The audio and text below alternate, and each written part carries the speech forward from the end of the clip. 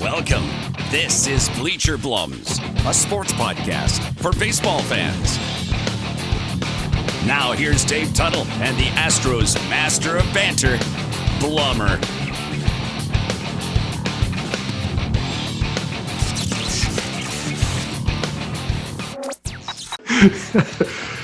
Oh, guess what? I'm tingly because the podcast is starting and the bleachers are open. How is everybody doing? I hope that this week has treated everybody well. I'm going to make a minor adjustment to my camera so you can get my entire loaf in there. Yes, if you've been following on Instagram, you know that there might be a couple of chunks taken out of there. My wife got to do my hair. We got some clippers. And we just pretty much shaved it, went straight down to about a 2-guard on the sides and left a little, turns into like a little bit of a faux hawk when I get out there. But that is the position I'm in right now in the quarantine. But on the other hand, looking at you, Tuttle, my gosh, you know, we have plenty of phone calls and texts throughout the course of the week. But when you get on camera, my God, dude, you have gone Grizzly Adams on us, bro. What is going on? Yeah, that's the age, I think, too. Look at all this gray. But, you know, I actually did shave once during the quarantine, but I decided about, 10 days in. Oh, we're also at, in case you guys are wondering, day 39 of the quarantine. About 10 days in, I shaved. So doing the math, 39 minus 10 puts me at about 29 days of no shaving. And, yeah, use your fingers. You got to use all the fingers and toes. 29, I'm a little short. 29 days of no haircut and no shave. So you and I are going opposite. You're going as short as you can go with an inexperienced hairdresser. And I'm going like, hey, forget it. No haircut, no anything until we get out of this. Yeah, for those on the podcast listening, I don't know if you remember last podcast, I was talking about my beard comes in spots. And I think there's about 3 centimeters in between each hair that comes on my face. So it's not even connected. It doesn't grow together. It's pathetic. So it's kind of spotty all over the place. Tuttle right now has got a solid beard going that looks pretty legit. Like if you actually did put out the effort, that's what it should look like. And that's why I've shaved. And my girls, you know, if they come by and hug me and kiss me goodnight, they're like, oh, Dad, your face. You know, they can't handle it. So I think it's another repercussion of being swimming upstream in the estrogen river that I'm in for the last 39 days, apparently in this quarantine have created a little bit of issue. I want to ask you about your family, man. How are the kids holding up? How's your wife holding up? Things going all right inside the Tuttle household? Yeah, going really well. I mean, as well as can be expected. It's funny you brought up the estrogen stream. Facial hair is funny. I know it sounds like Mrs. Blum does not like the facial hair either. So regardless of what your daughters think, Mrs. Blum's like, look, maybe if it came in like Grizzly Adams, it's what counts. She's like, oh, are you going to shave? And it's like, so I have this middle stage and I said, look, I'm not going to shave. I like being clean shaven most of the time. But there is that point, like in the first 4 or 5 days, where you scare everybody away, give the girls a kiss goodnight, and they're like, "Ow, ow, ow!"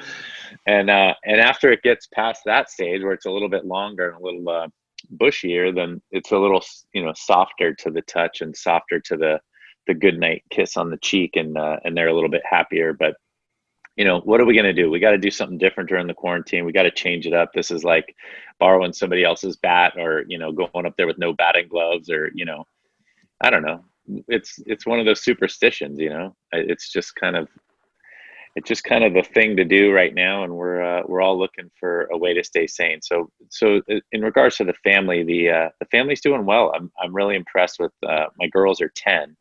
So I'm really impressed with the independence that they're showing.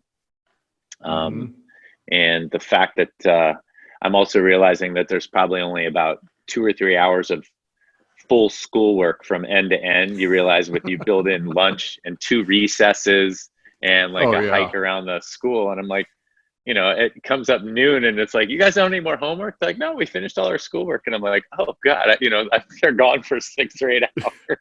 What in God's name happened? They only have about 2.5, 3 hours, but really impressed with the way they're handling it. I think we've kind of been a little more lax on, and rightfully so, but a little more lax on, like they get a little more device time than they normally would, or a little more free time than they normally would. Way. But yeah, but we're, it's time to kind of, as you and I talked about off air, it's time to kind of figure out how we're going to come out of this now. Yeah, that is true. And that's what's crazy about, you're doing your workouts in your backyard. You're being creative in that sense. Cause I mean, you're a little more intense than I am with the CrossFit. I can take a walk around the lake out here and do, I'm trying to do like 30 to 50 burpees a day. That's about it. That's the extent of my CrossFitting. So it works for me, but you're a little more intense in the backyard with your workouts. And I was kind of joking with my wife when, I was coloring her hair. So she reaches out to her hairstylist, gets the hair color mix or whatever it is that she needed for her hair. And she's mixing it in the bowl and she goes, okay, now you need to put it here. And I'm going, oh my gosh, dude. I mean, is there any more stressful job in life than coloring your wife's hair? Probably her cutting my hair. Here we go.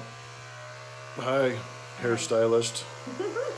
This is my turn. We already got Kori out of the way. Well, we're going 3-guard to begin with.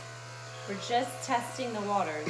And you know what's crazy about the quarantine? Because now that I've been a plumber, an electrician, what else have I done? You're a hairstylist. And then I colored hair. A colorist, excuse me. It pays better. By the end of this whole thing, we are all going to be so unbelievably independent. I'm not going to need anyone. Right? Just kidding. I will always need Cecilia.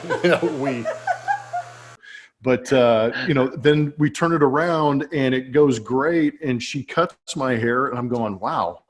You start to think about how independent you're actually becoming, because I've thought about since that day 39 started, one of my daughters, one of my triplets had finger surgery. She had 17 stitches in her finger.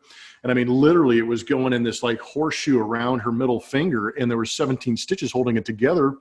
And we can't go to the doctor for the checkup. We can't go to the doctor for the taking out of the stitches. So guess what? I threw on the readers. I sterilized the tweezers and got in there and started to clip the stitches out. So I think I qualify maybe as a part-time doctor. I fixed the garbage disposal. I've done a couple of electrician type things. Electrician type things. Why? You can't even articulate.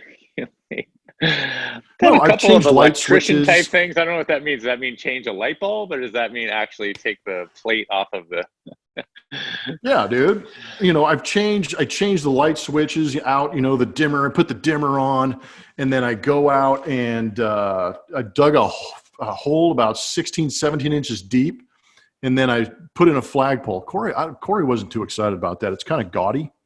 But I don't know if you've seen it on my Instagram, but this pole can actually retract and stretch out to about 20 feet high. I can't wait to get that thing going. But it's amazing how independent you all of a sudden become because you are doing these things at home and you're not, I'm not going to call a plumber and go, hey, dude, can you come on inside the house and fix this thing? So it's kind of interesting. Have you done anything outlandish or become your own handyman? I hope my wife doesn't listen to this because she thinks I'm one of the least handy guys around. I do. Oh, my wife's the same way with me, man. Okay. Well, I do things like you're. Yeah. No, that's good. I need to get better at that. The old Nike motto, just do it. I've actually replaced fixtures, sink fixtures. Nice. Recently. That's it. Just shut off the water. Take that out. You got to get a little plumber's putty. I've done some electrical stuff. We clean the garage. I don't quite have as much free time as you currently because during the week I'm actually busy working. I actually wish, no, and I don't mean that disrespectful. I mean, I wish I had more time. No, but I mean, I wish like on a Tuesday afternoon I could like go, all right, today I'm going to do what you did. I'm going to, whatever.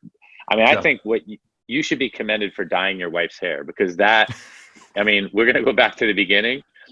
That could only go wrong. That cannot go right. If you make it's my same analogy with that guy told me when I was was it big league camp? No. In AAA, playing another National League team, an American League team, the pitchers, kind of sitting around. I went to pitch run and this guy that was playing first base for the A's, I'm leading off and he's like, oh, you're a pitcher, aren't you? And I go, yeah. He goes, oh, my grandfather played in the big leagues. He said, there is no benefit to pinch running. He goes, if you do it right, nobody notices you're on the field. If you screw up, everybody in the stadium knows. And I'm like, that's exactly what dyeing your wife's hair is like. It's like, Blummer, if you get Kori's hair right, then, just another notch in your feather. And she's like, hey, I look, as great as I always do. If you screw that thing up, man, you ain't never living that day. Oh man. Yeah, no, you're right. Cause that's all I could think about too, is doing something that I've literally never done before. And what's funny too is a lot of Astro fans will remember this. A lot of fans who watch me over my career is I've had several different shades of color go in my hair, and Kori was always the one to do it. So now all of a sudden the tables are flipped where she's just throwing colors in my hair, and I'm like, whatever, But now it's like, no, this counts. This is for the big kahuna right here. I gotta make sure this is right, because you're so true in the sense that if I don't get this right, it's going to be more noticeable than if I do get it right. If I get it right, everybody's just going to be like, oh, wow, you look great. If I get it wrong, oh, man, all of a sudden I'm in the doghouse. She's got to order more coloring, and then who knows, maybe we ship somebody in to do a better job than I did. But luckily I got away with it, and thankful for St. Arnold beers, because I get to drink beers after I do something stressful like that, which is pretty relaxing. And I'm hoping to try and coordinate a couple of things with them over the next couple of weeks where we can try and moderately interact with some fans. I think what I'm going to try and do in talking with them is deliver their to-go food. I don't know how else to get to fans, which is maybe less virtual than we're doing right now. But I think what I'm going to try and do is infiltrate their delivery process at the brewery. And when people order online at starnold.com and order that pizza and that six-pack, hopefully I can be the one that's all geared up, masked out, gloves, and hand it over and tell everybody how much I miss them. But we appreciate St. Arnold being a sponsor on this podcast. They've done a great job.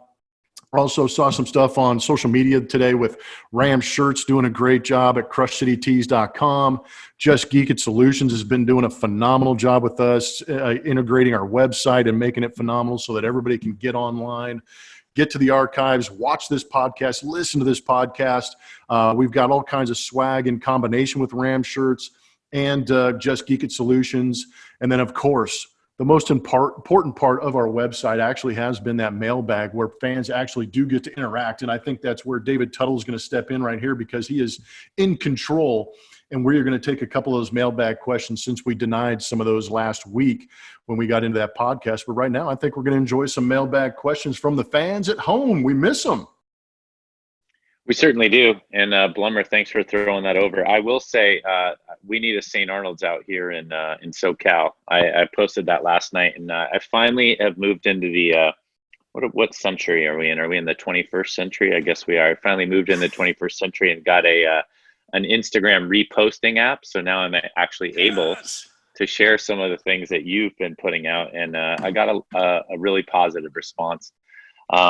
And I think, to your point, I think the fact that you're willing to go out and deliver pizzas and beer shows the kind of guy you are. And I wish one of these days that you'll be able to deliver some pizza and beer from the St. Arnold's Brewery right to me. And it sounds like the opposite may be true. I might have to come visit you guys, and we'll do the podcast from there one of these days. Yeah, we definitely could do that. I have no problem with that. And that was probably the whole goal before this whole season started. We were getting excited about this. St. Arnold jumped on the podcast for advertising. And I said, this is going to work out perfect, because one of the first road trips for the Astros was going to be in Anaheim, and that would be right in your backyard. And I'd be able to, obviously carry a little bit more on our private charters than I would on a commercial flight, and maybe bring you a six-pack or three. But yeah, or three. We'll have to wait. Yeah, well, I'm sure you found a way to hold on to those or imbibe those without me needing to intervene. It's been a lot of taste testing on my part for you, so I'll make sure you get the right mix when it gets out there. There you go. Perfect. Yeah, please do that. And to the mailbag, it's funny. Our first question now, people, you do not need to have an inner knowledge of Blummer and myself to get into the mailbag, but this is actually from the Ram Shirts guy, Mark. Yes. And Mark R writes in, it's a valid question. Growing up watching baseball as a kid, I've always seen no pepper games on the backstop of major league stadiums. What is it? Did you all ever play? Mark from crushcitytees.com, and a plug for him too. Thank you for the question, Mark. Well played. Ooh, thank you for the question, Mark. I like that. Anyway, do you want to take that? I can. I know that you probably have a little bit on it too, but pepper is usually a game with about five. I mean, I've played, with at least, games of 10 guys where one guy is a hitter, and then you have 9 guys lined up, parallel across from them, maybe 15, 20 feet away, or a little bit further. But basically what that line of guys have their gloves on, and there's one baseball. and you stand away from the hitter and basically just toss the ball in the vicinity of him to be able to get the bat on the ball. And his job is to just hit the ball back to each guy. And if you're good enough at pepper, what happens is you start from left to right and you hit a one hopper. What you're trying to do is just hit a one hop ground ball to each guy as you go down the line. If you skip a guy or miss a guy, you lose your turn, you take a glove and you switch spots with the guy who got you out, quote unquote. And if you hit a line drive and whoever catches it, or you pop it up and whoever catches it, they get to hit. So it's kind of this routine where you're diving over guys, you're pushing them out of the way. It gets a little aggressive. It chews up the grass. I think that's why at stadiums it says no pepper, or against the netting sometimes. It messes up the netting if guys are throwing against it. But I think more or less it's the guys in their spikes jumping and diving around and having a good time. But pepper was always a lot of fun because we would usually play it down the outfield lines before games. And it was just really good for eye-hand coordination. It was a lot of fun to just talk some trash, move around a little bit, stay engaged in the game, and kill some time. But we had some epic battles and a lot of fun. But no, it's like the NFL, man. It's no fun league when you're having fun. You got to take it away. Yeah, so we obviously played pepper. Pitchers would play pepper all the time. My for the layperson, the description for me is like a hacky sack circle. Anybody played hacky sack? Yeah.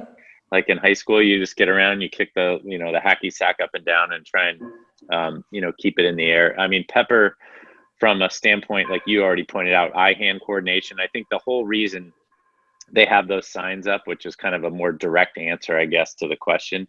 The whole reason they have the signs up for the stadiums is exactly that. It's right after BP. If 5 or 6 guys are there for an extended period of time, they kill the grass, or like I said, there's too much interaction over there by the netting and the fans. So they just prefer that you go play it down the line. And I don't think anybody has any trouble you playing pepper. It's just you're not supposed to do it near the backstop or where the TV camera is going to sit on the grass there. So yeah. Anyway, and it can get dangerous too, game, man.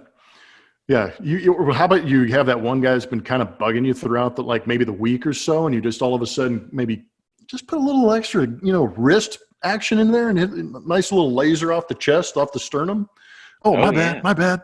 Yeah, no, we had some pretty heated pepper games, and guys would get into it. And usually, especially from the pitcher's perspective, we would claim, no bat control, right? Like I didn't know how hard I was going to hit it. I'm just going to smash it at you. Whoops. Yeah. All right, Mark, thanks for the question. So next question, Blummer, you ready? Yeah. All right, it's from Richard A. This would have been more appropriate last week, and it was probably already in, but I thought we'd follow through with it. So Richard says, I just finished reading an article on who already has qualified for the Masters and what the field is in November. I was contemplating who in the field has not previously won the Masters I would most like to see win.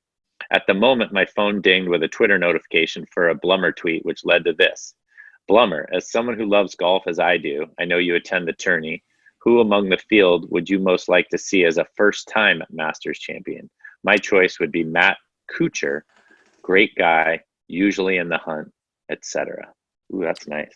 That's a good one, and I wish I had a list of golfers out there because there's so many guys that I do enjoy. I think Justin Thomas, why am I missing? Dustin Johnson. Sorry, Dustin Johnson, Justin Thomas. Those are 2 guys that I think are really good.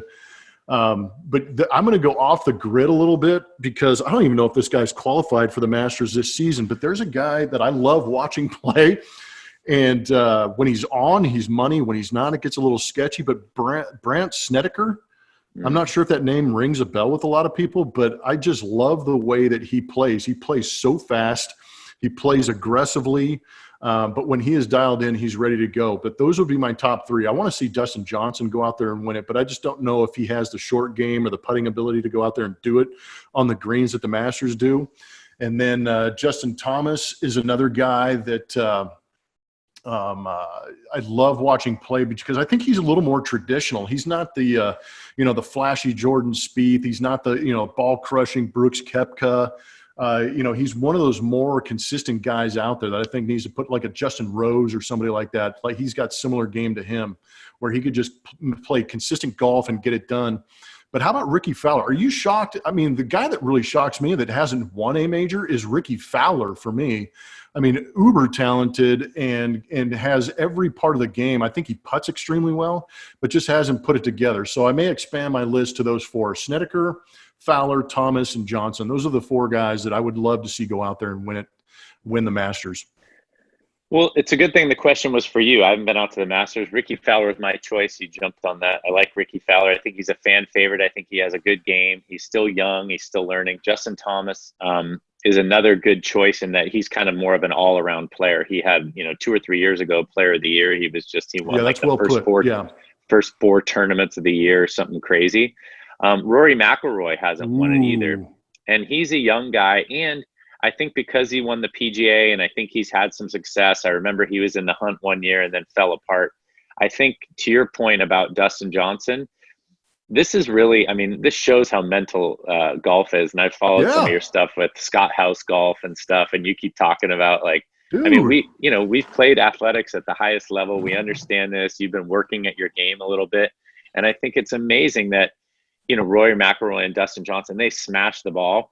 But this is where it's kind of like you faced pitchers that throw 100, but they don't know where it's going.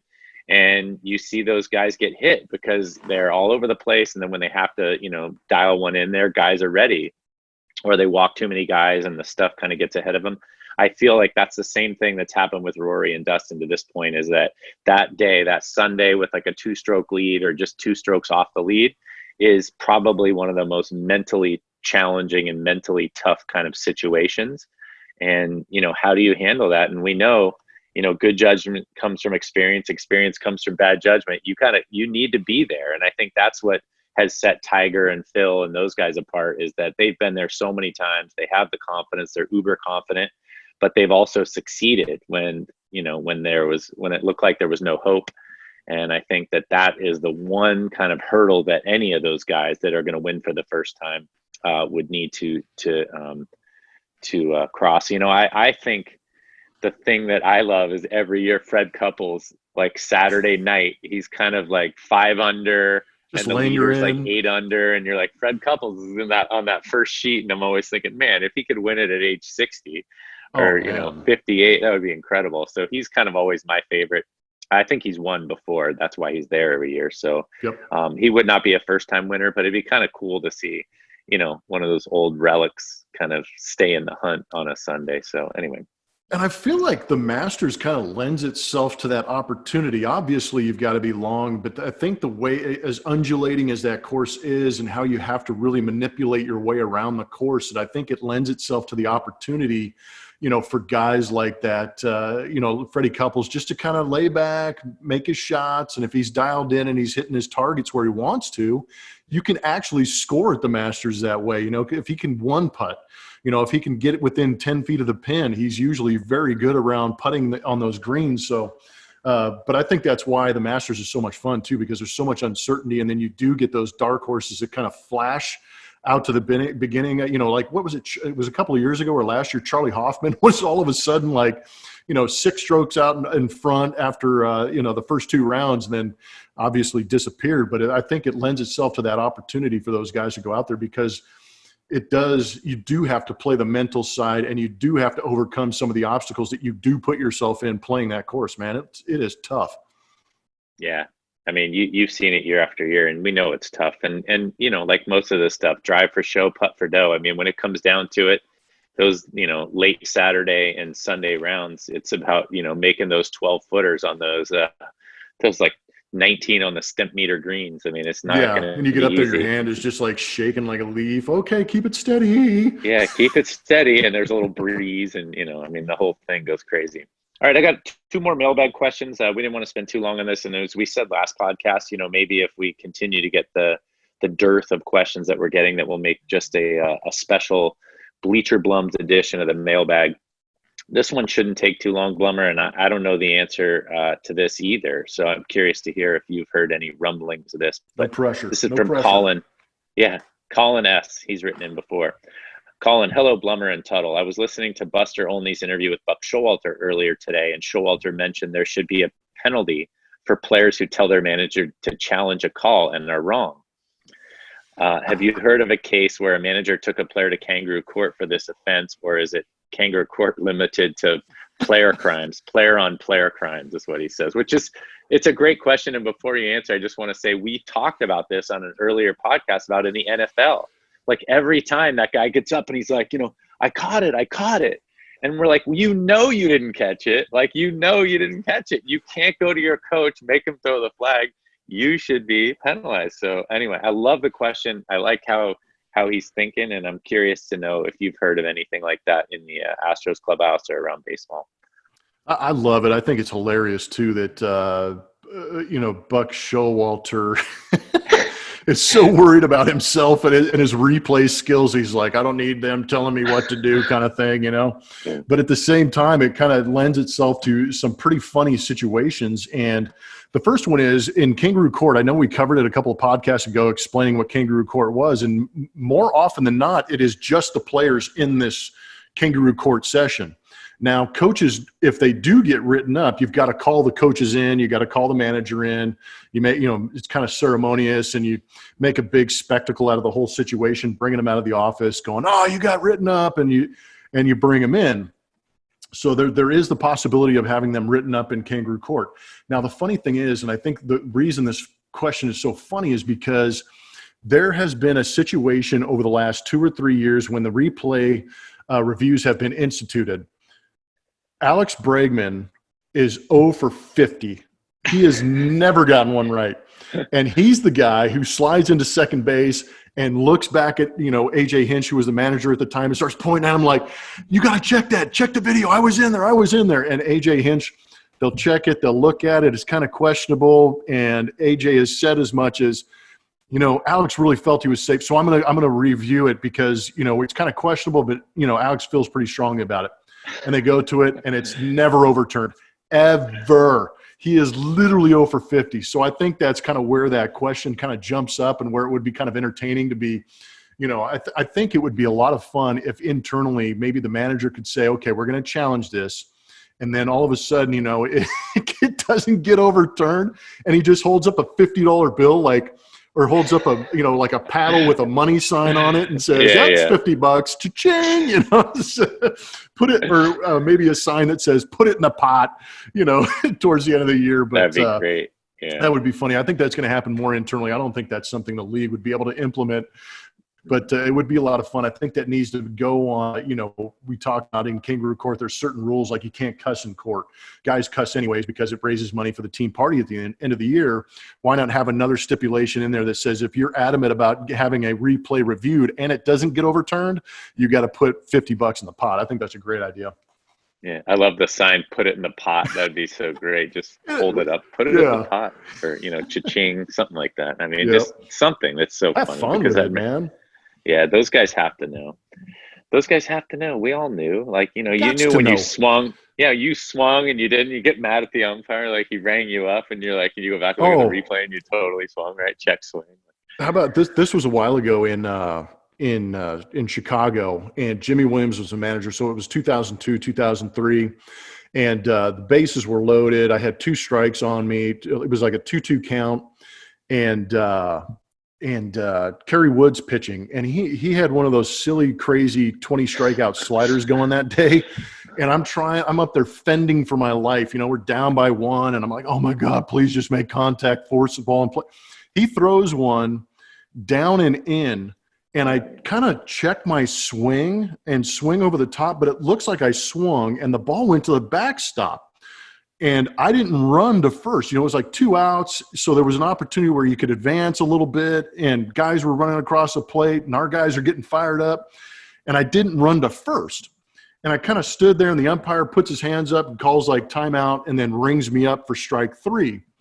And Jimmy Williams comes flying out of the dugout, man, and he's like, you son of a – and he starts airing out the umpire because he's like – we should be scoring runs. Blummer's going to be safe at first. How do you call that ball dead?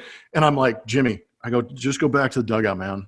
And he looks at me and he's like, just befuddled. He's like, why in God's name would I do that? I'm arguing for our team to score some runs. I go, Jimmy, just go back to the dugout, man. I go, I can't handle this right now. And he looks at me and he goes, what's wrong with you? That ball went to the – I'm like, Jimmy, ball hit me, man. The ball broke so much that I swung at it and it hit my back foot, and that's why the ball was dead. And I was like, Jimmy, man, just take it back to I don't need any more attention than I got right now, because this is thoroughly embarrassing. And that is the only time in my career that I swung at a ball, missed it, and it actually hit me. So that was a rather embarrassing story that I'm glad there was no replay review, because that would have just compounded the fact. I don't know if that's embarrassing. I mean, Kori Wood, I mean, I read an article recently about some of the best games ever pitched. I mean, that was in the top 3, and it wasn't even a no-hitter. But, like you said, that thing was filthy. Yeah. Oof. All right. Yeah, but I was so we got one last stop question. arguing. Get off the field, man. Move on. Last question. It's a long question, but I don't think it has such a long answer. So hopefully we can handle that. Yes. This is from Phil G. Question. Hello, gents. First, I want to thank y'all for keeping up the good work while everyone is trying to keep their sanity. It is refreshing to hear the honest views from both of your perspectives, even if brutal or unpopular. My question is twofold at this point. I currently have a freshman in high school, and I'm constantly bombarded with the now big business of baseball. It's all about showcases, travel teams, private lessons, and going for the big names in the business. It's all about he needs to be at these showcases and be put in front of these people. And since you're all on webcam, don't forget to do the air quotes as you read these. Oh, I already forgot. Sorry. These people, these showcases. If you have dreams of aspirations of playing at the next level, then you need to play year round and attend as many of these events as you can. Sometimes I look at all the costs and feel by the time this is all done with, I could have outright paid for the scholarship he's hoping to get. That being said, how much of this was around when you all were dreaming about playing college and beyond? It seems like these days, if you aren't 6 foot plus throwing 92 plus as a right-handed pitcher, it's hard to get noticed. Even with guys like Altuve out there, it seems like size matters. Tuttle, was velo the first factor in getting you noticed out of high school like it is today? Part 2, let's imagine you all have an incoming freshman or sophomore in high school and he is looking to play at the next level. What do you do to help him achieve his goals? Again, I appreciate the views that get expressed on this podcast and love how you all bring a different side of baseball from the perspective of a position player and a pitcher, and someone who played in the minors versus someone whose career spanned mostly in the majors. Sorry for the long-winded question, but what else is there to do during the quarantine, Phil? That's a good one. How'd you get noticed, Tuttle? Huh? Yeah. So I'll take the first one. So it's funny about the velo, and that's exactly what happened. I think I've told this, if not on our podcast, certainly on Rob Fontenot's podcast, Astros Baseball. But basically, I was a third baseman, shortstop in high school, and a hitter.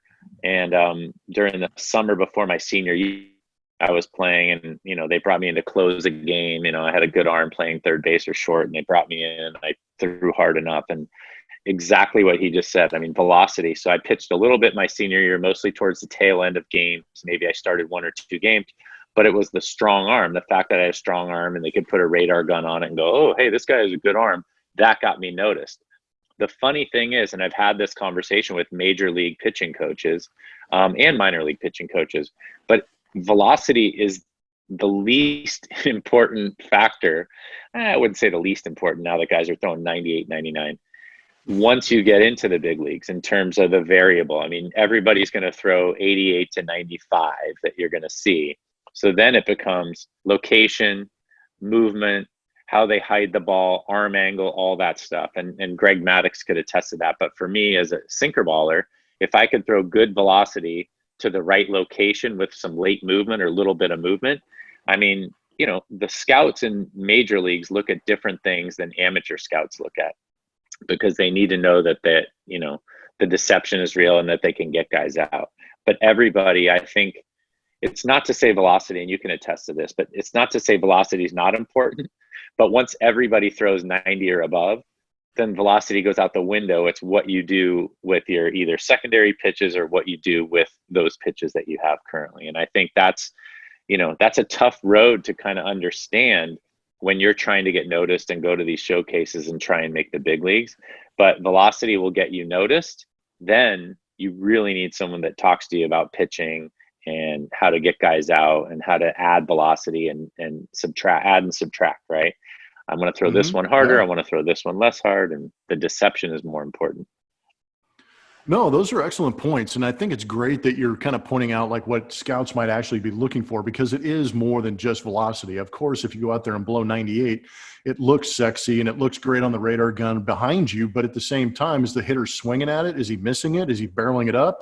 Or can you even get into the strike zone? So there's a lot of other factors that go in there. And if you show me the ball visibly, if I can see the ball out of your hand, you can throw it.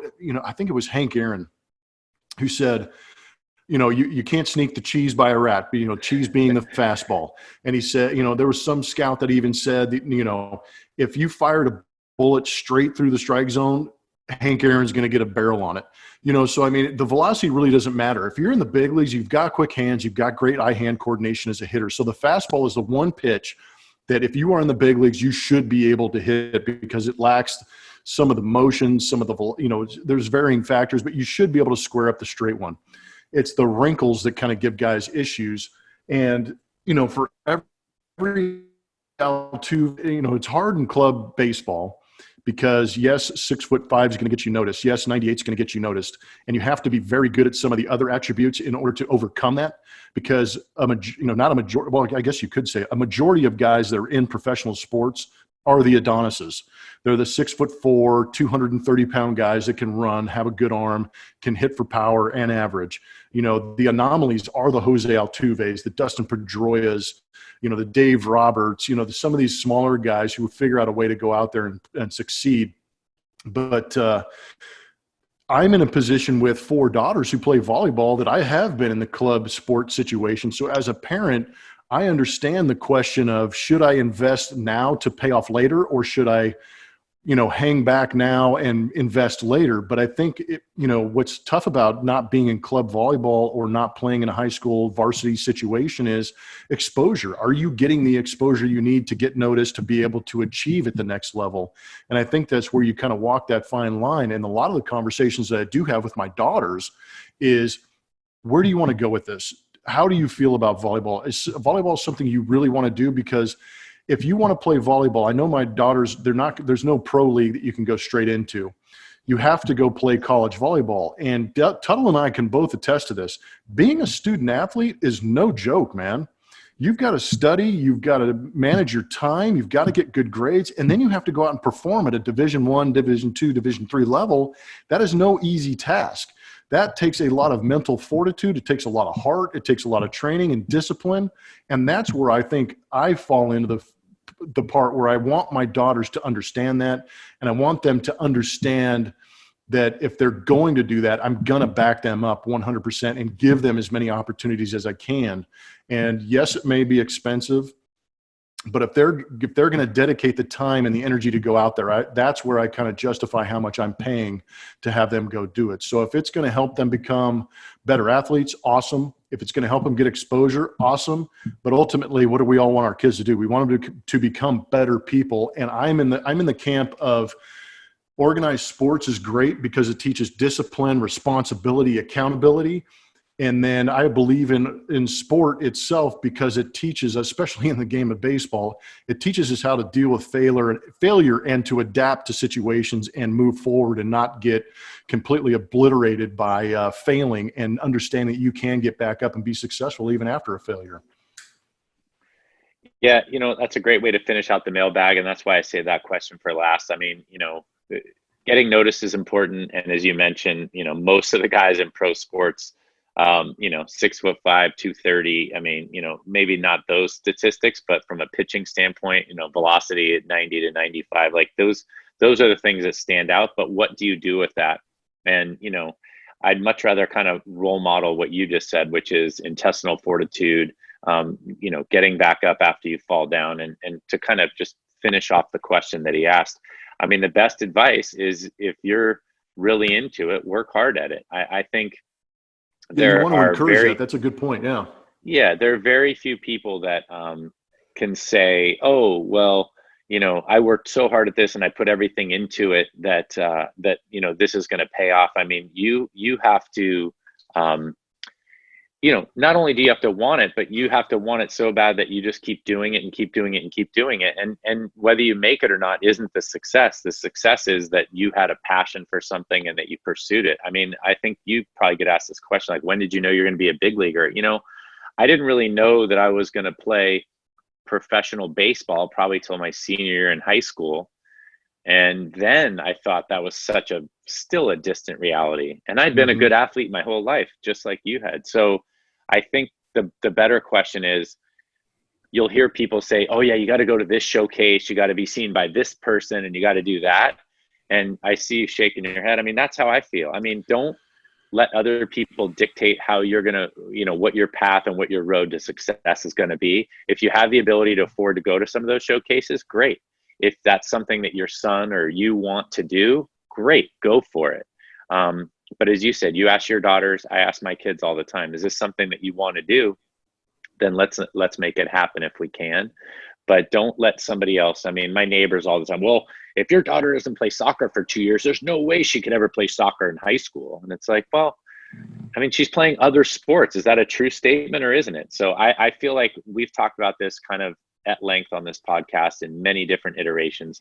There are so many different roads to success. Your road is going to be unique, and it's going to be, your road and your path. And I would just kind of, be comfortable and be confident in that you're making the right decisions for your family and your kids and where you guys want to go. Excellent points. It's a great conversation, and it kind of leads me into the next topic now that we're done with mailbag. And obviously we appreciate everybody who gets on the mailbag and reaches out to us through bleacherblums.com. And, talking about getting to a point where you become a phenomenal athlete and you achieve your ultimate goal. I'm not too sure anybody at home has not seen The Last Dance. It is a documentary put out by ESPN regarding the 90s Bulls teams, most notably Michael Jordan and his impact on that team. But, I watched it and I loved it for so many different reasons. And I'm a Michael Jordan guy as opposed to LeBron James. I love LeBron James. I like watching him play. I appreciate how hard he plays and the numbers he puts up. But at the same time, it's a different era thing for me. And it's also maybe a little selfish on my part because I watched Michael Jordan as a young man growing up and watching him succeed at such a high level. But the 90s were crazy. Watching some of the replays and some of the highlights that they're showing of Michael Jordan absolutely blew my mind again and kind of reiterated the fact that I feel comfortable in saying Michael Jordan was the greatest player ever. And I think it was because he did make guys around him better. I think that if you unplugged, I heard an argument, if you unplug, Michael Jordan, would the team still be good? Yes. But at the same time, how much greater did he make them? But it kind of goes to what Tuttle was talking about. There's a mental attitude and there's an internal gear that we don't know about that some of these great players have in pushing forward and that inner drive to be great. James Worthy told that great story at UNC playing with Michael Jordan when Michael Jordan was a freshman, saying, James said, he goes, I was the best player on the team at that time. And he goes, that lasted for about 2 weeks because I started working out with Michael Jordan, who wouldn't come off the court. He would constantly be on the court. He eventually got better than me, and we went on to great careers. But it was clear that he had something that was pushing him a little bit harder. And then all the stories you hear about Michael Jordan throughout the course of seasons, he never wanted to lose, whether it be an exhibition game in Paris or whatever they were playing. He was going to go out there and dominate the situation. I want to get your thoughts on Jordan. You don't have to tell me if you think he's the greatest of all time, but I kind of want to dig into a little bit about maybe some great players and maybe their mental attitude. But did you watch any of that, Tuttle? So it's on the list to watch. I didn't watch it yet, but I know. I mean, yeah. I will watch it. I know. We watched it live as young men in sports watching it, so we know a lot about it. Yeah. Jordan was around when we were coming up, and I think Kobe has that same mentality, and I think it's funny because you and I grew up in a very highly competitive kind of environment. I joke about growing up in a locker room, I mean, regardless of whether it was college, I think I got there when I was 18 to all the way till I was 30. The guys I hung out with were mostly in a locker room or on a bus or on a charter or wherever. And I think that you're kind of in this environment where even that is the norm, is that all these guys are very similar. They're competitive and they're talented and they're all this. And then there's still guys that elevate above and beyond that. And I'm sure that you have stories about either who carried you guys to the World Series championship or guys in your clubhouse that were just different. And I don't mean different like AJ Pierzynski. I mean, I knew that name was coming up. I mean, different like they were, like Mark Burley. I read a really good article. I meant to share that with you about Mark Burley, how right before the playoffs or right when the playoffs started against Kansas City. Oh, that was in the World Series, before the World Series. Were the Kansas City the ALCS that year? No, it was we went through the Boston Red Sox and the DS, and then we had the Angels. We had the Angels in the championship series. So the Kansas City game right before the playoffs started. Yeah, we had a Kansas City Cleveland series right before the end of the season. Yeah, so the Kansas City series, they were just saying how Burley's complete game, like that 2-0 shutout, was the kind of the propeller. It propelled everybody. You were on the team. You might shake your head and say no, but I guess the point of this is the greatness piece. Like he just dominated. It could have been for the individual too. I mean, it doesn't have to be for the whole team, but at the same time, if you affect the individual, it could affect the team too. Yeah, no. And that was my point about the individuals, these great individuals that maybe were selfish. Like, I want to be great for myself, but it reflected well on the team because they're like, hey, we don't want to let this guy down. I mean, I think that's the hardest part when you become a baseball player. I played all these other sports and it kind of always came down to you, but I could pitch a great game and the shortstop could kick the ball at the end of the game and we lose the game. And I couldn't take it out on him. I knew he was trying his hardest. I mean, I guess I could take it out on him, but like you said, we all know how great Jordan was, but I think what we're learning from The Last Dance and what I've read and what I've seen is that eventually he really made his teammates better as well. And once he made his teammates better and he was so great, I think that obviously that propelled him to a new level with those 6 championships. But I think Kobe comes to mind. LeBron certainly comes to mind. LeBron went to like 8 or 9 championship series in a row. Gosh, yeah. I mean, every team. I'm on Miami Heat. You're going to the championship series. I'm on a Cleveland Cavaliers. You're going. All right. I'm a Laker. We're going to go this year. Like, I mean, it's just he's obviously a type of player. I'd throw it back to you and say, I mean, did you ever have the good fortune of playing with a guy like that? And maybe some of those guys on the Astros that you're still friends with, some of the Hall of Famers. I mean, I don't know who. Maybe it was just a good collection of guys, or was that one transcendent talent? It's baseball's hard too because you've got 9 guys on the field at a time and you've got 9 guys in your lineup. So you do kind of rely on others. And like you're saying, in order to be a great pitcher, everybody talks about, I'll just give you an example, is everybody talks about how great, the Astros pitching has been in, 15, 16, 17, 18. They've been so good. And a lot of the reason is, and you hear some of the interviews, especially from guys like Justin Verlander and Garrett Cole to that point, they're high strikeout guys, but they also understand if the ball's put in play, they need guys to make plays behind them. So I think as a pitcher, in order to be great, you can do a lot, but you're still can fall victim to bad defense, limited range, bad luck, whatever. So I think there's a lot of the mentality and the intestinal fortitude. And I'm glad that you brought up the Kobe Bryant mentality because it was that Black Mamba mentality.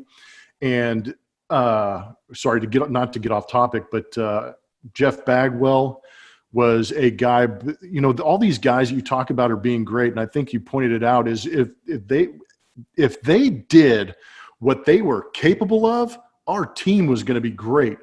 Vladimir Guerrero, when I was with the Montreal Expos, he fell victim to having 24 other guys on the team that were a third of what he was.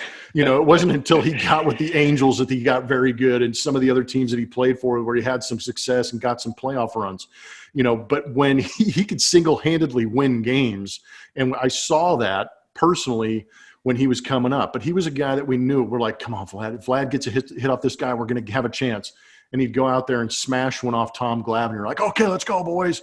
They provide a little bit of a spark and inspiration, too, if they're able to go out there and be successful. But Bagwell was kind of that silent leader that would go out there and grind every day, run hard every day. And all of a sudden you said, okay, if he can do it, I can do it kind of mentality. There were certain pitchers that were on the mound where you felt like you elevated your game a little bit because they were pitching so well.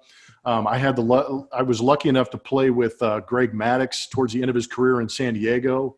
And that was a guy who, even at that time with a diminishing skill set, was able to go out there and give you 5-6 strong innings. He knew that was basically the limit of what he could give you, but he was going to maximize every part of that.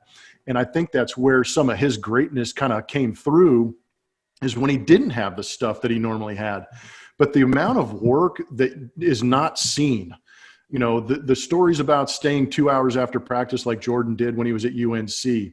It's the way that Max Scherzer goes out and completes his bullpen, and how he gets pissed off when he doesn't throw a slider the way he wants, and he stays after it until he gets it the way he wants it. It's the way these guys go about their business. It's just different. And the Kobe thing that you brought up with Kobe, the Black Mamba mentality, this grinder, this workhorse, these guys have a different gear, not only during the game, but I think off the court, that makes them great. The focus on perfection is what makes them wonderful and so much fun to talk about. But it's kind of interesting that Michael Jordan, is worried about this documentary putting him in a bad light. I find that fascinating, because I don't think his play and his career could make anything look like he was put in a bad light. But it kind of made me think a little bit. And then you brought up Kobe Bryant, and Michael Jordan was a little arrogant. Michael Jordan was a little bit of a selfish bully at times when he wanted the ball and he wanted to go out there and win. He talked a big game to management. Kobe Bryant, a little bit of an on-court bully. I mean, some of these great, phenomenal athletes, are they just glorified bullies on the court that are that much better than everybody and just pushed everybody to the side and just dominated? I don't think they're that much better. I think that's the difference. I mean, you would go to the cages, you would go show up every day to BP. Like I would run stadiums when no one was there, and I would throw my bullpens, and I was working hard at it, and I wanted to win. I liked to win. It made me feel competitively successful. But to your point, this is that other gear. I mean, that bully thing isn't necessarily a bully. It was this ultimate arrogance. And I think it's really funny. And, that's that argument between arrogance and confidence. Like, where's that line? Well, to be honest with you, I mean, those guys wanted to win more than anything. And I think it's funny to hear that Michael Jordan doesn't want to be portrayed in a bad light, because what really comes out, I guess they need to have a bully. And the article I read said Jerry Krause ends up being a bully in this, that he didn't want to, he was breaking up the team. He wanted to do this. But really, I mean, the thing that comes out of this is that you just see how badly he wanted to win. I mean, Kobe Bryant would show up at 5 a.m. in high school, at Lower Merion High School, and shoot baskets and stuff. And, I remember, and so this isn't on the same level, but this is that next level. When I was bored, I would get a tennis ball and a glove, and I would just throw the ball against my garage door and work on taking ground balls, and just for fun. It wasn't like I wanted to dominate the world in baseball. Is just what I did. And so these guys would do that at a young age, shoot free throws, getting cut from his high school basketball team, whatever that switch that flipped for MJ or, for Jordan, some of these guys have. And I guess I thought you made the best point of all in this conversation, is that basketball is way different. I mean, look at the Warriors lost, KD to the Nets, and, Klay Thompson blew out his knee. And this year, Steph Curry started with a bad finger, and they were horrible. Whereas like LeBron keeps moving from team to team, and he gets one other guy with him. 1 year it was Tristan Thompson, and he had this year he got Anthony Davis to go with him to Lakeland, and Lakerland, and he just continues to be successful. Kobe, same thing. He won championships with Shaq. He won championships without Shaq. Jordan won championships, then quit, played some minor league baseball against Tuttle, and then decided that he didn't want to go down that road and ride the bus and from Chattanooga to Birmingham, and he went back and won some more championships. It's kind of like that guy. These guys are different, and I think you brought up the ultimate point, which is in basketball, it makes such a difference with that mentality. Football, even a quarterback that has that mentality, somebody like Tom Brady or Peyton Manning, or these guys that are just there to win and win and win, continue to go to the playoffs, have won some Super Bowls. I just think that there are transcendent athletes, and in those specific sports, I think more so than baseball, which was your point, they can utilize their skills to really manifest their destiny. Yeah, it's definitely passion and talent, because you and I, being in the sport, being drafted, going through the minor leagues, and then watching a lot of and hearing a lot of the stories, there's obviously guys that are just unbelievably talented, maybe more talented than us, maybe as talented as a Michael Jordan or a Kobe Bryant, but just didn't have the mentality to pursue that passion or that desire to go out and do it. So I think it's a combination, and that's always going to be the what we're going to try and do is how do you unlock that greatness, or how do you find it? But I'm with you in the sense that it transcendent means something like we'll never see it again, generational talent or something, just freak mode, whatever it is. We can't explain it, but we definitely do appreciate it, because when you get to the level, or you play at a certain level, and then you see guys actually in it do that much more and just start to rise and increase out of it and get on a different level, where you just kind of sit back and go, I mean, there were times where you sat back and you go, we are witnessing history. We're witnessing greatness. We are seeing it happen, unfold in front of us. And if you watch enough sport and you're able to see that, it's an amazing thing. And I thoroughly enjoy that aspect of it. But that's one of the things we'll continue to talk about on this podcast and life. What makes those people that much greater? And a lot of it is that internal switch that maybe we haven't figured out, or we didn't touch on, or maybe we touch on in different parts of our lives. But the NFL is having a draft coming up, and they're looking for their own version of greatness. And who's it going to be? I am not sure how it's going to unfold, other than the fact that what Tuttle said last podcast is the only thing that is making me tune into this NFL draft, is because I want to see Roger Goodell in his comfy, his large oversized sweatshirt, maybe a cup of coffee, and reading off some names. But I'm going to ask Tuttle real quick. I'm going to rattle off some things. Do you have any concerns about how this is going to run? Because I've read a couple articles today where I didn't think about it until now. Scouts, general managers, coaches, they're not going to be in the same room. So you're going to have to find a way to connect all those guys. It's not going to be that war room scene where you have 30 guys on top of each other staring at a computer screen going, that guy, I want that guy. The commissioner and everybody who's running the technical side of the draft is not going to be in the same room. That could create some issues. Dude, I did a Zoom meeting with Astro fans a couple weeks ago, and I saw things I never wanted to see, and I never want to see again in my life. Hackers are hackers. You imagine being a hacker right now going, oh boy, I got a chance to get in on the NFL draft that everybody's going to be watching. I'm going to put out some of my good stuff. This thing could blow up, man. This could be absolutely dangerous. So I've got some serious concerns, and I might be watching it for the car wreck it might be. I have a feeling that they're probably going to be a little ahead of the curve on that. But yeah, I mean, they're definitely, I mean, we've done Zoom calls. My neighbor's blowing his backyard right now. I don't know what the heck he's doing. It was fine at the beginning of the podcast, and now it's like, what the heck is going on? So have Roger yelling out the window, turn off the mower. Yeah, something. So we talked about Roger a little bit last time. I mean, they can make this a lot of fun. You mentioned the war room. I mean, that should be a simple thing, which is there should be their group or their Zoom call. Who are we going to take? And then there's one dude on the phone with Goodell that says, this is the guy we're going to take. Now, obviously, with the owner and the GM, there could be that, no, he said this, he said that. So there definitely could be some challenges. Maybe they make the pick and then they get 30 seconds to confirm the pick or something like that. I'm joking, obviously. I mean, once the guy's name's announced, it's a done deal. But there are definitely some things that can happen. No takebacks, right? I wanted that guy. No, I want that guy. No. Just like in the playground. No. The other Ohio State guy. No, the guy behind him, right? Exactly. Yeah. There's like 9 Ohio State guys for the first round, but yeah, seriously. Anyway. So, yes, I mean, there could be some glitches. I have a feeling that this from the security that they run with MLB. I mean, the security team with the NFL has been thinking about this probably for the past 2 months, and they're definitely going to discourage any sort of hacking and any of that kind of stuff. But it certainly could be challenging, as you mentioned, with the Astros call. But I think the most important thing is what we touched on last podcast. They should take advantage of this. I mean, this is like a fantasy football draft. I mean, Roger Goodell should do the old masterpiece theater. We talked about the high back leather chair, good evening and thank you for joining us for this year's NFL draft. Just a slow turn, and with the second pick. Oh yeah. I mean, they should just capitalize on it with advertising. He should have like I said, like Miller Lite up on this bookshelf. He should have, something else up on this bookshelf.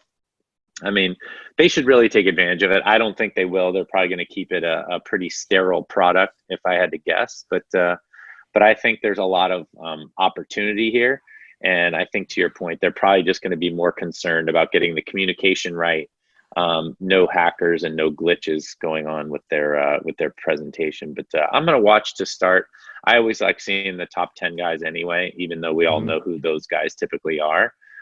It's actually the later rounds where the more interesting stuff happens. But, this is a great opportunity that I believe the NFL will still stay top of mind, but I think they're going to probably let it come and go without utilizing any of the Bleacher BLUMS suggestions or any of the other suggestions that they've received. So, hey, it's their loss. And we are definitely in a time where things are going to be a little bit crazy. They've got to kind of reinvent themselves. I'm with you in the sense that they do need to be creative. And I think it's great that they are moving on with this, and they probably have thought those things out. And that being said, Major League Baseball, a couple of weeks ago, they've been interviewing a lot of players, and Justin Turner is actually a guy, speaking of adjustments to games and adjustments to situations. And with the Major League Baseball talking about playing a shortened season, we've talked about the issues with that as far as rosters, how they're going to be constructed, maybe have a couple more guys and expand that roster because you're going to be playing a lot of games in a short amount of time. And as that was all going down about 2 or 3 weeks ago, Justin Turner, third baseman for the Dodgers, actually came up with, I think, I don't know how you feel about it, Tuttle, but I think is a very good idea. And he said that if it does get to extra innings, now we know that you can deplete pitching staffs, you can deplete players and rosters when you do play these extra inning games. Why not, in this shortened season due to the pandemic, why not have, in the extra innings, home run derby? Each team picks a player. You get 10 pitches. Whoever hits the most out wins the ball game. I love it because I want to save my pitching. I want to save my players, and then I want to entertain the fans. It'll be like our own version of the shootout. It'll just be home run derby style and go out there and do it. And it might actually affect how teams put their roster together, because maybe you have that guy that just hits bombs in BP. Bring him off the bench, let him hit some bombs, and let's move on to the next game. What do you got, Tuttle? You like it or don't like it? I actually like it. I mean, I think it's a very hitterish. The pitcher said yes. Hitterish solution. But look, as a pitcher, it's not going to affect my ERA. Exactly. It's going to save my arm. Yeah, and like you said, you can bring up a Joey Gallo type guy from AAA who can't really hit a breaking ball. Remember Russell Branyan? Oh yeah, like bring up Russell Branyan. Even Jim Thome, actually, he made it to the Hall of Fame. But a guy like that would just hit bombs all day long. Like, all right, Russell, you're in. All right, he just sat there and he hits 8 home runs out of 10. They get credit for the win, and you move on. I mean, hockey started doing that. Hockey's overtimes went longer and longer and longer, and so they started going 4-on-4, 3-on-3, 2-on-2. You basically got 2-on-2. That's like, talk about open ice. Those guys get tired, but I don't think there's anything wrong with it, especially when we keep talking about we tried this out in the independent leagues, or we tried this out in the minor leagues. This is a shortened season. We all know why it was shortened, but if it's going to be a 100-game season, let's try it out. I mean, it's not like guys are going to get 500 ABs this year or 550 at bats. And, I mean, it's going to be a trying year anyway. We might as well try it out. I mean, they're going to do it's better than moving the mound back. I promise you that. We're going to get back to that. Yeah. So anyway, so I think it's an excellent idea. They've got to be creative. I don't think it affects the game a whole lot, but I'm sure somebody can come up with a counter argument. But I do like the idea. I mean, we've got a couple of good ideas coming to the table, whether it be, we talked about the quarantine, like coming out of the quarantine solution to get games started. And I don't know. Yeah, I like JT's idea a lot. Yeah, and I think it opens itself up. I think Major League Baseball will probably look into some other situations. I'm not sure how drastic they can get, but I think that's one that they could actually pull off and keep the fan base engaged and keep the guys on the bench engaged. I think it's a great idea. We're going to move on to the PGA. A quick hit on baseball. Now we're going to move to the PGA because Brooks Koepka had come out and had some quotes as far as the PGA getting back to play. We applauded them last week, saying that we love the fact, or at least I love the fact, that they're going to get out there and make a schedule and say that they're going to go out and play. It's one of the few sports where you can actually talk about self-distancing and go out and play, because you're not sharing clubs, you're not touching the same golf ball, and it's interaction with you and your caddy, and you can kind of play alongside a guy and not really come in contact with them. And I'm sure they've explored some scenarios, but Brooks Koepka kind of came out with some interesting quotes. Basically said it's going to be awful for so many reasons. One of them, most notably, is going to be the atmosphere, which I do understand, but that's one of the sacrifices that I think professional athletes are going to have to make in this situation we're in right now, where it's just about getting the game on, getting it on TV. And he kind of admitted as much, saying that I know fans on TV will enjoy it, but it's the fan and the interaction at these stadiums, golf courses, that these guys are going to miss out on. So Brooks Koepka, if he steps up at the Masters with, a one-shot lead, he has to make the putt to win it. And if he misses the putt, they go to a playoff. Guess what? He makes the putt. Yay. I mean, is that all it's going to be? Is it going to be him? He's not going to be able to high-five his caddy. He's not going to be able to hug his caddy. Who knows if his family's going to be there. So I get that aspect of it. But at the same time, I think it's an opportunity to go out there. But one of the funnier things that I thought of that he said that really made me think that this is kind of a wacky notion to be upset about playing with no fans. Fans apparently do a very good job of finding some errant shots. And my thought is, hey, Brooks, welcome to real golf. This is how Tuttle and I play, man. Did you see where my ball went? Yeah, I think it was that third tree or near that red stake down the right-hand side. Go find your own ball, man, or hit it down the middle. Wow. Bold statement from you. I like the idea. And I actually like, Brooks is pretty kind of reserved. I understood, or the way I look at these guys are, just, I guess, like baseball players as well. We block things out when we're, doing the job that we're getting paid to do. Well, but golf, I think they what's literally more hold up signs that say, shut up, I'm hitting the ball. Yeah, right. That's right. Quiet, please. Shut up, I'm hitting the ball. Whatever, whatever the sign says. Put it in the pot. Put it in the pot, yeah. Yeah, we got all kinds of signs after today. I just think that it's nice to actually hear. It's refreshing to hear somebody say, I like the noise, I like the buzz, I like the energy I get from the crowd, because that's not the impression I've had from professional golfers in the past. Every time they're in their backswing, it's like, shh, keep it. The caddy's like yelling at you. Usually yelling at photographers, but still, any movement, any sort of, and I get it from a focus standpoint, but come on, like, anyway, to me, it's refreshing to hear Brooks Koepka say, you know what, I'm going to miss the fans. I don't know if he was saying it to the point, like, I won't go back on the golf course till there are fans. I mean, obviously we know that this is kind of a fluid situation and most likely temporary, but how are we going to get back into some sense of normalcy? But I think out of all the major sports, if there's any sport we can kind of get rolling right now without fans and without, I guess, an audience congregating, then golf would be the one. And I think it's a great place to start. Yeah, I love that you brought up actually some sense of normalcy, because I'm going to ask you one last question during this segment that we're trying to touch on all these sports is, we are the GP. And for those of you who do not know what the GP is, it means general public. And athletes are in an upper echelon. They're on a different stratosphere. They're in a bubble, whatever you want to call it. But we are the GP. And one thing that we keep hearing about as the GP in the news is this the new norm? Do you think that professional athletes have to understand that things will not go back to the way they understood them, and that they have to adjust also to their new norm? Well, I mean, I think that we're all going to have to. I mean, we joke about our podcast had started way before quarantine, and the fact that you live in Houston and I live here, we've been kind of, modeling this for a while, the Zoom call or whatever it is. But yeah, I mean, I definitely think that whatever that new normal is going to be, it's not going to be the same as it was before. It's just inevitable that things change. So I don't know how many changes people are going to have to make. And maybe in 12 months, we are back to almost what we thought was normal. But I wish I had a crystal ball to tell you that things are going to be exactly the same. I just feel like they won't be the same. And so I think GP, professional athlete, fighter, pilot, astronaut, we're all going to have to learn how to deal with some new things and some new frontiers. I completely agree. It's time to be very open-minded and understand that things are going to be a little bit different getting back into it. It may be years before we get back to what we remember it actually being.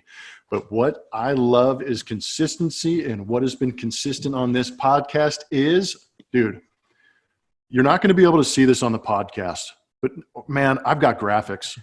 I hope you're ready for this, Tuttle, because this is your segment. All right? What'll Tuttle say? Nice. You got your own graphics.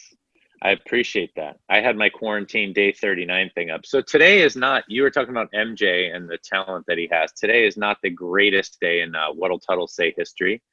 I read an article this week about our favorite sort of delinquent baseball player, Josh Hamilton. And I had some thoughts on that. And it's so weird that you brought up Michael Jordan and the greatness. And I don't know why that was in my craw this week, but you can always tell by your reaction that I did not tell you What'll Tuttle was going to say. I love that part of it too, because I'm like, what is he going to do now? Yeah. So anyway, Josh Hamilton was in the news again.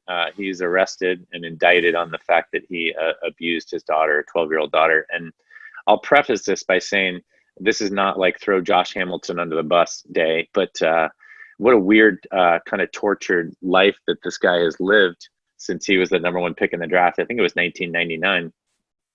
So we're looking at like 20 years. He was the number one pick in the draft, and by the Tampa Bay Rays. And a guy that I played baseball with was in big league camp the first year that Josh Hamilton was in big league camp, the Devil Rays. They were the Devil Rays back then. And I'm sure you have some stories as well. You might have been in the same camp. But no, I was with the Tampa Bay Devil Rays at the time, but I was there. I think it was the year they sent him home. Okay. Well, that's the year though in camp. So that's the year I'm talking about. Yeah. I should ask. I should have asked you this before. Chad, it was like 03, 04. Yeah. I know Chad.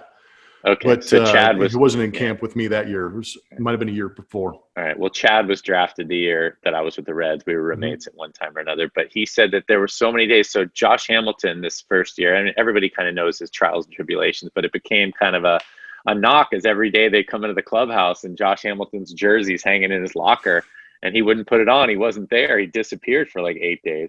And so Matola was saying he put on like Hamilton's like jersey. I would wear it around the clubhouse, and they're like, "Hey, Josh! Oh no, you're not Josh. Hey, Josh! You're not Josh." Like, I mean, he disappeared, and obviously, he had drug issues, he had some other things, alcoholism issues, and he overcame that, or so they thought. I had the fortune of playing against Josh Hamilton at one time or another.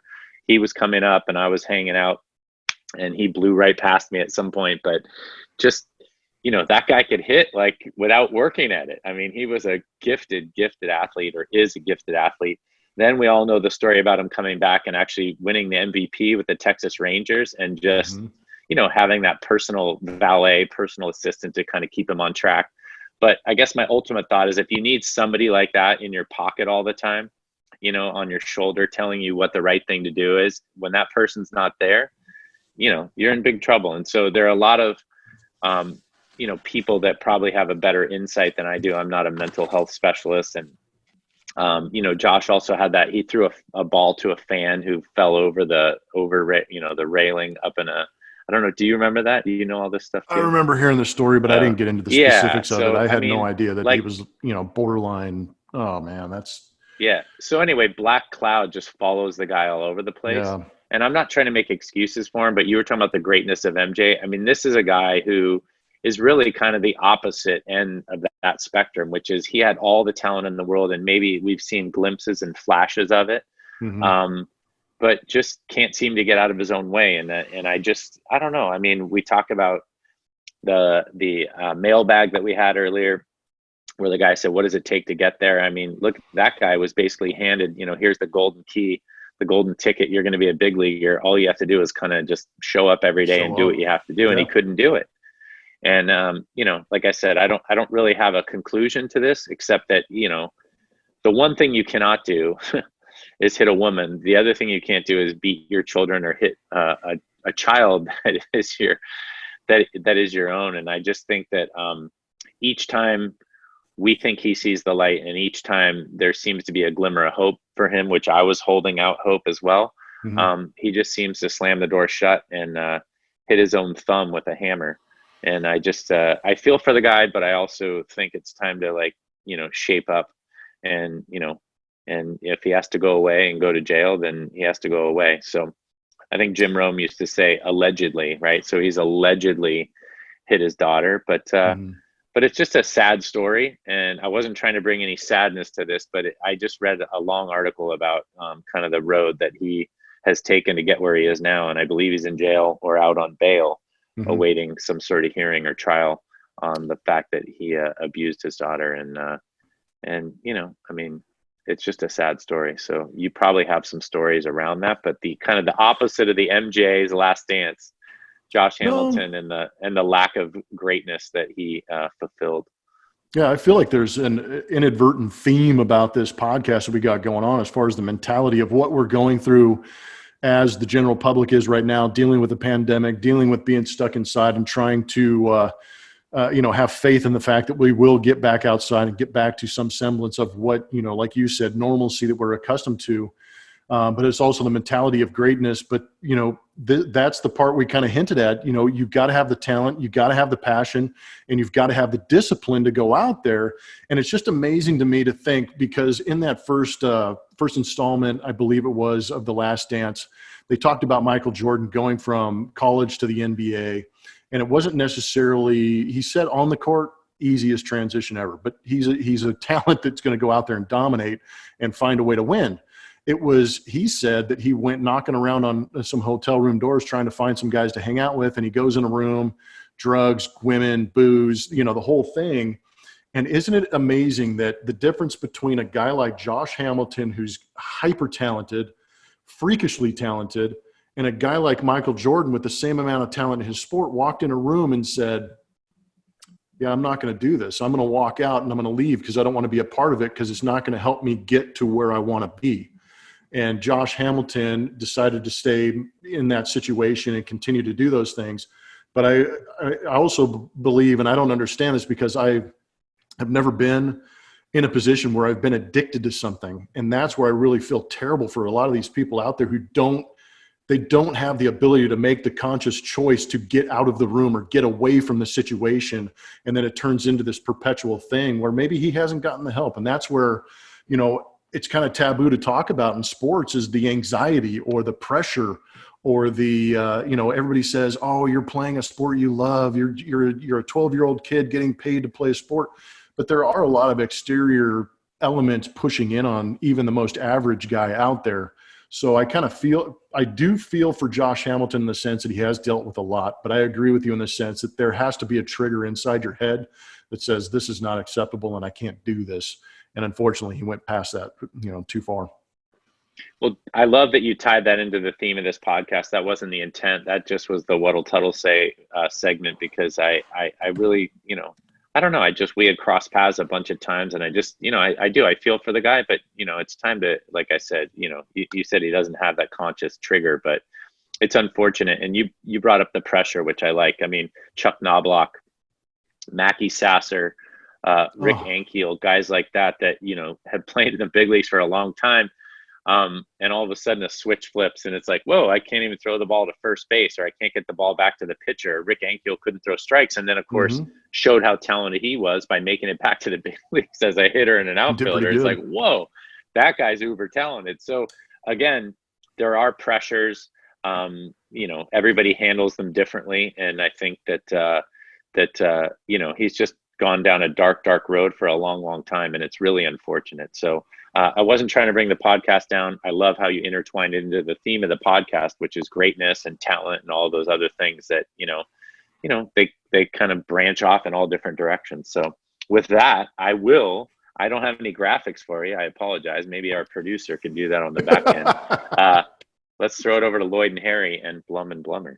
Yeah, Blum and Blummer. And I talked about it last week. And actually, you know what? I got some pretty good feedback as far as what I talked about last week. And it was stats. We're talking about this new era of analytics, sabermetrics, whatever you want to call it. There's obviously new ways to talk about baseball, whereas Tuttle and I would say, you know what, this guy gets on base a lot and hits a lot of homers.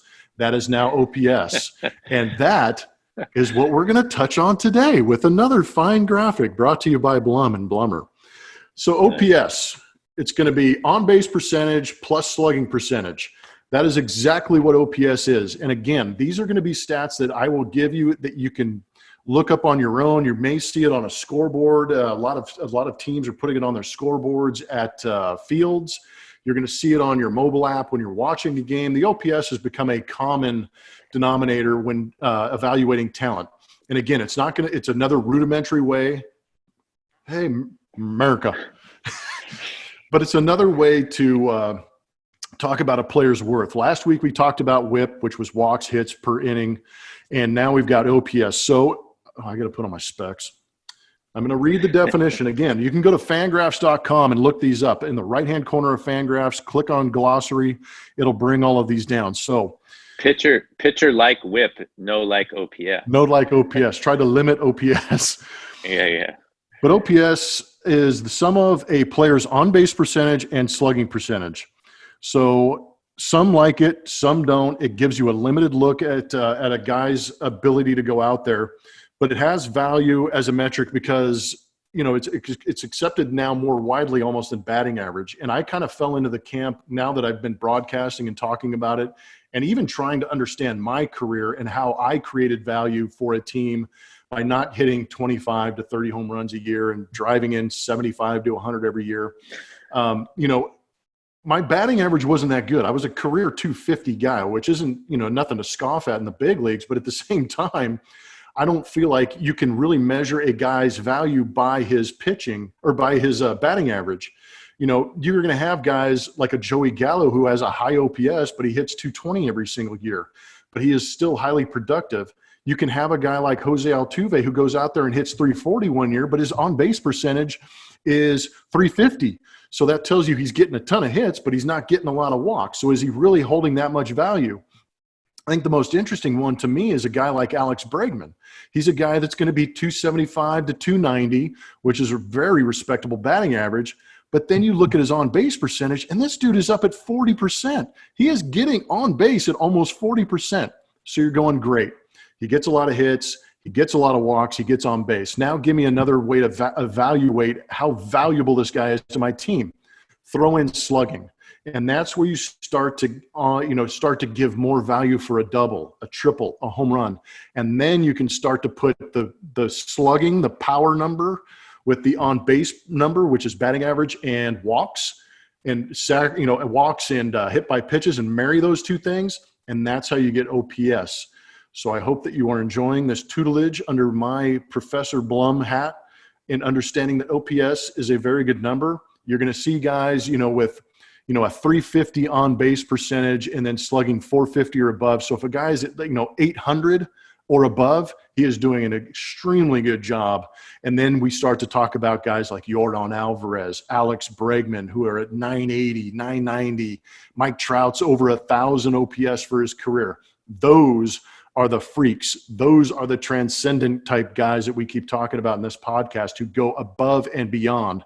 But if you're going to try and find some value in a guy that gets on base and hits the ball hard, go to OPS. School's out. Nice, Blummer. I think it's obviously the slugging is really the impact piece that people miss out on, right? I mean, you can get on base a lot with walks and singles, but it's the total bases that actually, and you can think about it. I think about it like a layperson. It's not that I need to see your OPS or your slugging, but you mentioned Yordan Alvarez or Bregman or Trout. These guys, they smash the ball all over the place. Mm-hmm. So the harder and farther you hit the ball, the more bases you're going to rack up. So those, line drives over the shortstop's head aren't singles. They get to the wall, or over the wall. So I think it's a valid stat. And as a pitcher, like I said, I was always trying to reduce that, but you know who those guys are just by watching a game. You can tell who's smashing the ball. Yeah, and I think it's great too now that you can kind of marry the two together, because more often than not, you go back and you say, Rob Deere, dude hit a lot of home runs, but the guy struck out and never got on base. And then you have a guy who is very similar in this day and age as a guy like Joey Gallo, but Joey Gallo actually gets on base quite a bit and can take his walks. So there you can evaluate a guy and give somebody a little more value than maybe you could before. And I just like that, I think every team would love to have a guy who is strong enough to hit the extra base hit and was patient enough and disciplined enough to take the walks too and not expand the zone. But that's just a very good number for me to look at. And this is all building too, because there's OPS pluses. There's some other analytics that we're going to break out. WHIP leads to some other ones, but these are just some of the basics that I want the average everyday fan who may be fighting against the analytics saying, oh, okay, I can get that. I can understand that. And you'll watch I don't know how you feel about it, but, obviously I have to watch the game.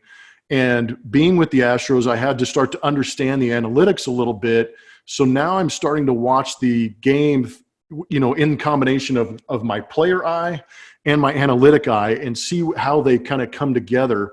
So when I'm watching a whip guy, I can understand. I can look at my scorecard and go, man, he's keeping guys off base today. Oh, he's got a bunch of strikeouts. He's got some ground balls. And you start to go, okay, his whip is low today. That's why he's successful. Or you go, man, this guy's had a ton of traffic. No wonder he's thrown 75 pitches in 3 innings. It actually helps you explain a lot. And if you have a guy like Alex Bregman that we get to watch consistently, you can say, man, the dude has 3 walks already today. He hasn't done much. Oh, but he's been on base 3 times, which has helped his team go out there and obviously increase their opportunity for win probability, which we might talk about a little bit later in some of these episodes. I love it. Thank you, Professor Blum. That's super enlightening and super helpful, even to someone like myself. Yeah, we may have to change the name to Professor Blum or maybe Skull Sessions or something like that. But that's going to do it for this episode of Bleacher Blums. I appreciate everybody who has checked in, tuned in, subscribed. Again, we are all over. We are on the podcast platforms. You can still find Bleacher Blums on Apple, iTunes, SoundCloud, Spotify, iHeart, all that fun stuff. And we appreciate everybody who is still listening in. And I actually saw this month, 5 people have actually gone all the way back to episode 1 and started from the beginning. So we appreciate you. And of course, Social Nostra on YouTube is the channel you can go to get Tuttle and I more on your screen. I've seen a couple of screenshots of people who have actually had us on their 70-inch screen in the middle of the room as they're cleaning the house. So I greatly appreciate that. We'll give you a shout out, wave to you, say hello. Make sure you go to bleacherblums.com to check it out, and make sure that you go to YouTube on Social Nostra. And that's going to do it for us. We want to say thank you to all the first responders, all the military, healthcare workers, all those essential workers who are keeping the country rolling through these tough times. Tuttle, parting words? No, shout out to the first responders. Hopefully they took you up on your Metallica offer last time. But yeah, let's get it done. Call me. Let's go. Let's get it done. This is the 4th day in a row where the cases and the deaths have gone down. I think we're looking for 2 weeks. So we're at 4 days in a row, at least in California. I don't know if that's national. So let's get to 2 weeks, 11 more days, and then we'll have some sort of light at the end of the tunnel to see our way back out into the real world. But Blummer, always a pleasure to be with you. Really enjoyed the podcast. I think we're starting to finally hit our groove, and it's cool to be on Social Nostra. As I said before, maybe I'm gonna have to shave soon and comb the palo, and I actually have to look right. We didn't always look like this on the podcast. You got a faux hawk going for sure. Dude, yeah, this thing's crazy. I'm going to have to start messing around with this. Maybe shave my name in the side like Blum over here, King Tut over here. No, nothing but good times on this podcast. And, of course, we appreciate everybody who's in the bleachers. Make sure you get out there, subscribe, rate, review, share. We love you. And, of course, at the end of every Bleacher Blums, get after it. Most of all, believe it.